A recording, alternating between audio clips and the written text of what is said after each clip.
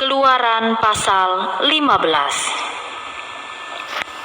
Pada waktu itu, Musa bersama-sama dengan orang Israel menyanyikan nyanyian ini bagi Tuhan yang berbunyi, Baiklah aku menyanyi bagi Tuhan, sebab ia tinggi luhur, kuda dan penunggangnya dilemparkannya ke dalam laut.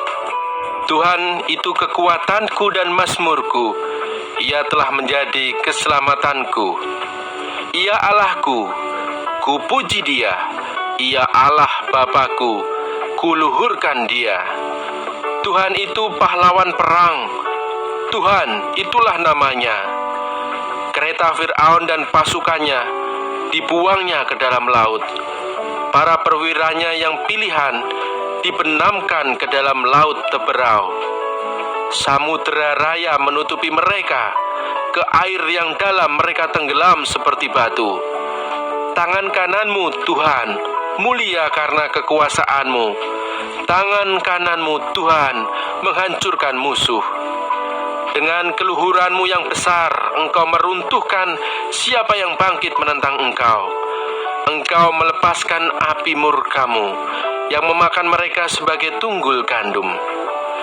Karena nafas hidungmu segala air naik bertimbun-timbun, segala aliran berdiri tegak seperti bendungan. Air bah membeku di tengah-tengah laut. Kata musuh, aku akan mengejar, akan mencapai mereka, akan membagi-bagi jarahan. Nafsuku akan kulampiaskan kepada mereka, akan kuhunus pedangku, tanganku akan melenyapkan mereka. Engkau meniup dengan taufanmu, laut pun menutupi mereka. Sebagai timah mereka tenggelam dalam air yang hebat. Siapakah yang seperti engkau di antara para Allah, ya Tuhan? Siapakah seperti engkau? Mulia karena kekudusanmu, menakutkan karena perbuatanmu yang masyhur. Engkau pembuat keajaiban. Engkau mengulurkan tangan kananmu, bumi pun menelan mereka. Dengan kasih setiamu, engkau menuntun umat yang telah kau tebus. Dengan kekuatanmu, engkau membimbingnya ke tempat kediamanmu yang kudus. Bangsa-bangsa mendengarnya, mereka pun menggigil, kegentaran menghinggapi penduduk tanah Filistin. Pada waktu itu gemparlah para kepala kaum di Edom. Kedahsyatan menghinggapi orang-orang berkuasa di Moab. Semua penduduk tanah Kanaan gemetar. Ngeri dan takut menimpa mereka.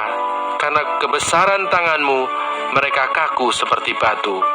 Sampai umatmu menyeberang, ya Tuhan, sampai umat yang kau peroleh menyeberang. Engkau membawa mereka dan kau cangkokkan mereka di atas gunung milikmu sendiri, di tempat yang telah kau buat kediamanmu, ya Tuhan, di tempat kudus yang didirikan tanganmu, ya Tuhan. Tuhan memerintah kekal selama-lamanya. ketika kuda Fir'aun dengan keretanya dan orangnya yang berkuda telah masuk ke laut, maka Tuhan membuat air laut berbalik meliputi mereka. Tetapi orang Israel berjalan di tempat kering dari tengah-tengah laut. Lalu Miriam, nabiah itu, saudara perempuan Harun, mengambil rebana di tangannya, dan tampillah semua perempuan mengikutinya, memukul rebana serta menari-nari. Dan menyanyilah Miriam memimpin mereka. Menyanyilah bagi Tuhan, sebab ia tinggi luhur, kuda dan penunggangnya dilemparkannya ke dalam laut. Musa menyuruh orang Israel berangkat dari laut teberau, lalu mereka pergi ke padang gurun Syur.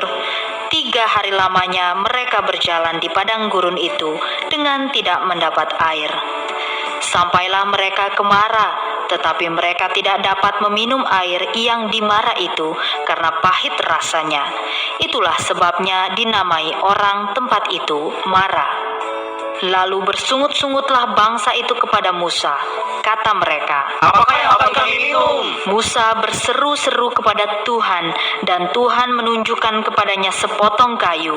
Musa melemparkan kayu itu ke dalam air, lalu air itu menjadi manis. Di sanalah diberikan Tuhan ketetapan-ketetapan dan peraturan-peraturan kepada mereka, dan di sanalah Tuhan mencoba mereka. Firman-Nya, Jika kamu sungguh-sungguh mendengarkan suara Tuhan Allahmu dan melakukan apa yang benar di matanya dan memasang telingamu kepada perintah-perintahnya dan tetap mengikuti segala ketetapannya, maka aku tidak akan menimpakan kepadamu penyakit manapun yang telah kutimpakan kepada orang Mesir, sebab aku, Tuhanlah yang menyembuhkan engkau. sesudah itu sampailah mereka di Elim. Di sana ada 12 mata air dan 70 pohon korma. Lalu berkemahlah mereka di sana di tepi air itu.